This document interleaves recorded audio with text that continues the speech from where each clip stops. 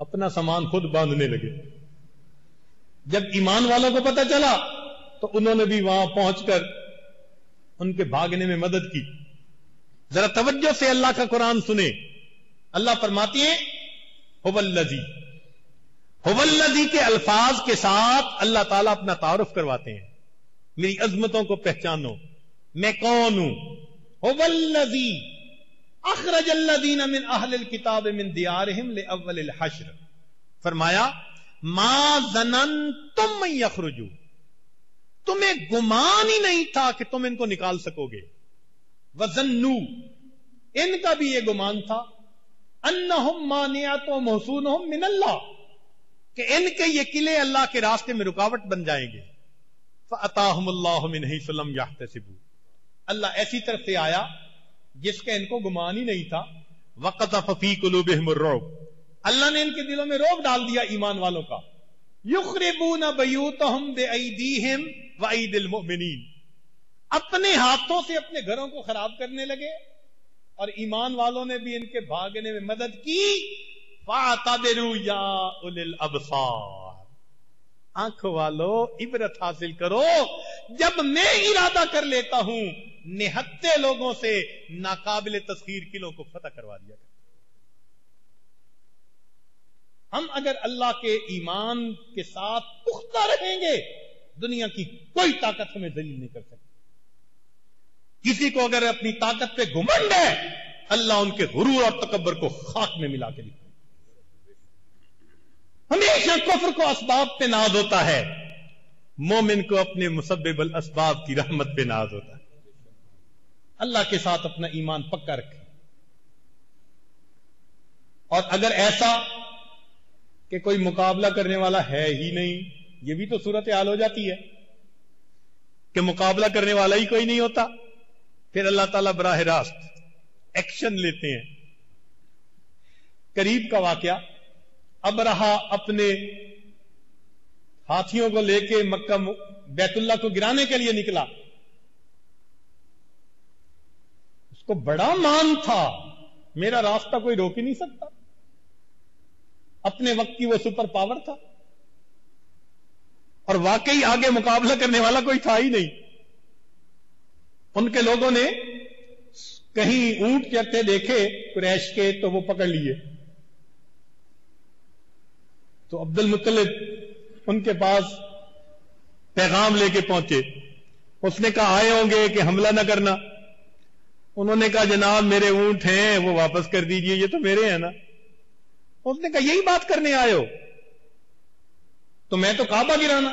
کہنے لگا جس کا گھر ہے وہ کافی ہے تمہارے، مجھے تو میرے اونٹ دے دو بس.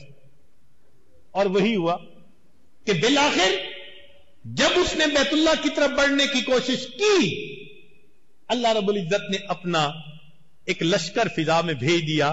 طیرن ابابیل ترمیہم بحجارہ، کارپٹ بمباری کر دی انہوں نے.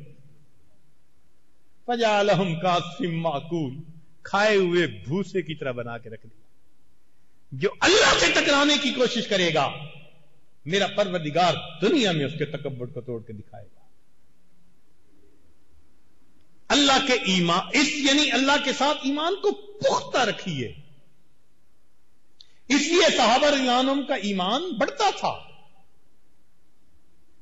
ان کو کیا کہا گیا تھا؟ ان الناس قد جمعوا لکم فاخشوہم، لوگ جمع ہو کے آگے ہیں تمہارے لیے، ڈرو. فزادہم ایمانا و تسلیما، ان کا ایمان اور بڑھ جاتا تھا. اللہ، جن کا یقین ہوتا ہے ان کے اوپر کوئی خوف نہیں ہوتا سوائے ایک اللہ کا. وہ ایک اللہ سے ڈرتے ہیں اور کسی سے نہیں ڈرتے. تو ہم اگر اللہ پر ایمان پکا رکھیں گے اللہ بھی ہماری مدد فرمائے گا جیسے اس نے صحابہ رضی اللہ عنہم کی مدد کی. علامہ اقبال نے کیا لکھا؟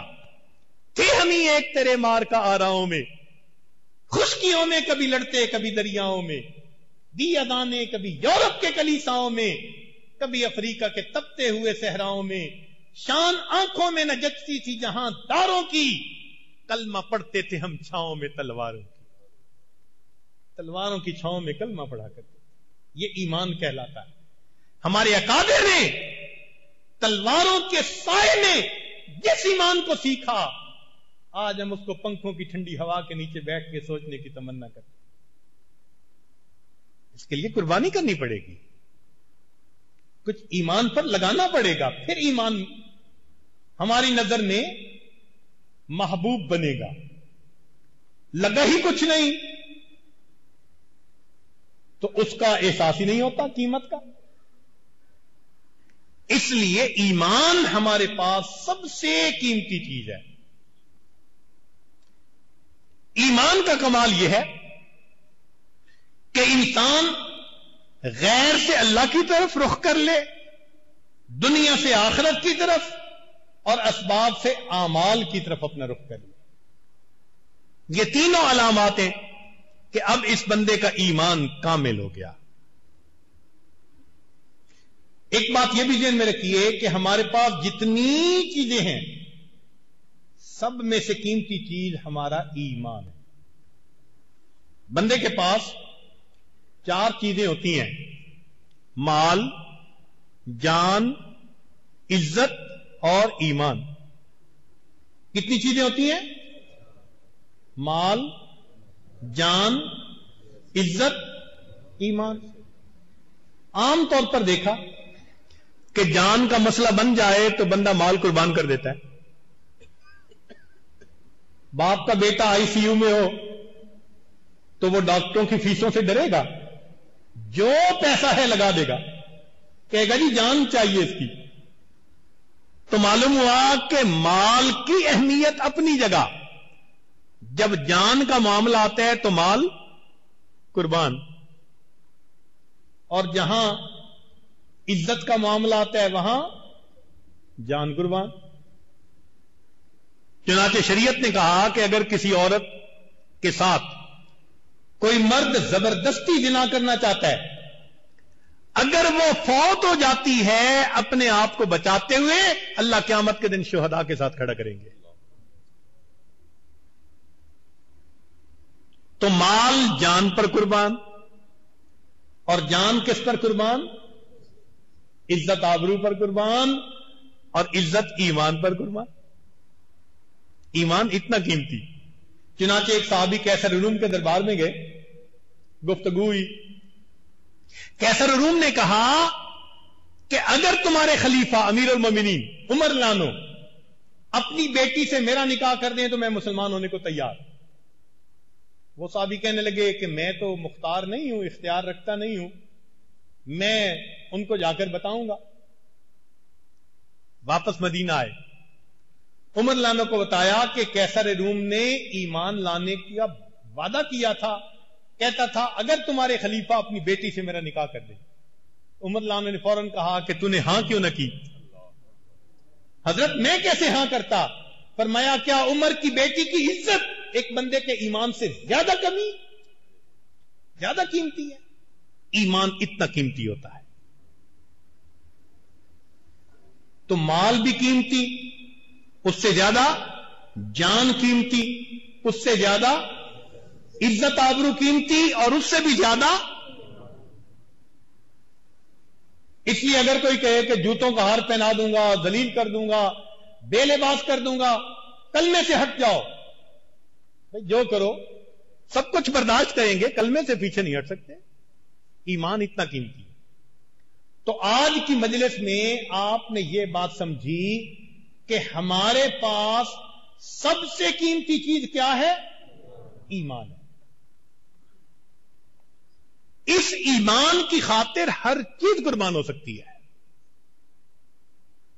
یہاں تک بات سمجھ گئے؟ اب ذرا اس کو مزید پکا کرنے کے لیے ایک چھوٹا سا واقعہ سنیں، پھر یہ حاجت اپنے مضمون کو ذرا سمیٹتا ہے۔ ہارون رشید اور اس کی بیوی زبیدہ خاتون دریا کے کنارے چہل قدمی کر رہے تھے۔ ایک بزرگ تھے اپنے وقت کے، بہلول دانا رحمت اللہ، ان کو دیکھا کہ وہ بیٹھے ریت کے چھوٹے چھوٹے گھروندے بنا رہے تھے، گھر بنا رہے تھے۔ ہارون رشید نے کہا بہلول کیا کر رہے ہو؟ گھر بنا رہا ہوں. کس لیے؟ کہ اگر کوئی خریدے گا تو میں دعا کروں گا اللہ اس گھر کے بدلے اس کو جنت کا گھر عطا فرما دے. بہلول کیا قیمت ہے؟ 1 دینار. ہارون رشید نے سمجھا جہاز ہے, ہواؤں میں پرواز کر رہا ہے. پیچھے زبیدہ خاتون آ گئی.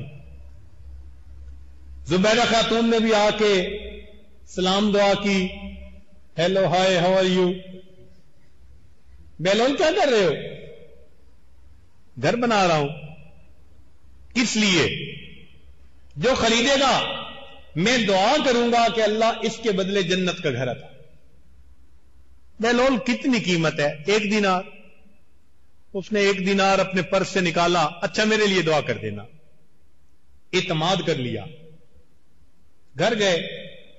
رات کو ہارون رشید سویا, خواب میں اس کو جنت کے محلات نظر آئے, اسکائی لائن آف پیراڈائز. یہ اب دیکھتا پھر رہا ہے. کوئی سرخ یاقوت سے بنا ہوا ہے, کوئی سونے چاندی کی اینٹوں سے بنا ہوا ہے. ایک کے اوپر سائن بورڈ لگا ہوا ہے زبیدہ خاتون. ہارون رشید بڑا خوش ہو گیا کہ بیوی کا ہے. میں اندر جاتا ہوں, دیکھتا ہوں کیسا ہے. جب دروازے پہ گیا تو وہاں ایک سیکیورٹی کا بندہ تھا. اس نے کہا جناب پروو یور آئیڈینٹی. کون ہو؟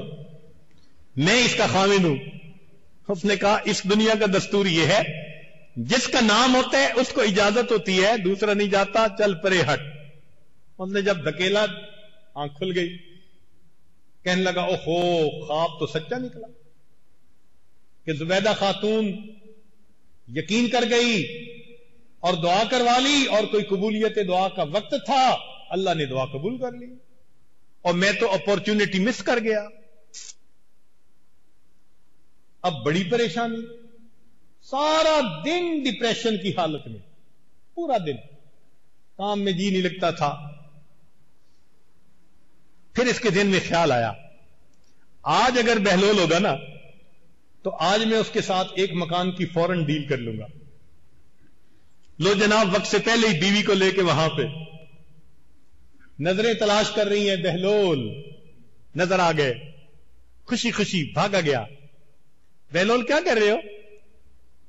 گھر بنا رہا ہوں. کس لیے؟